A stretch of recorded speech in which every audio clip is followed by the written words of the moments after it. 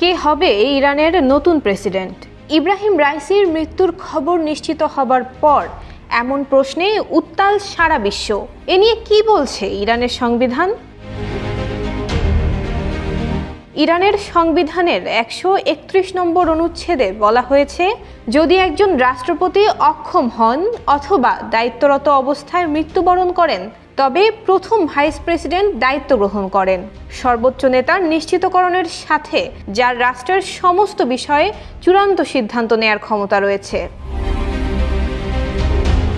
প্রথম vice president parliament speaker এবং বিচার বিভাগের প্রধানের সমন্বয়ে গঠিত কাউন্সিলকে সর্বোচ্চ 50 দিনের মধ্যে নতুন রাষ্ট্রপতির জন্য নির্বাচনের ব্যবস্থা করতে হবে।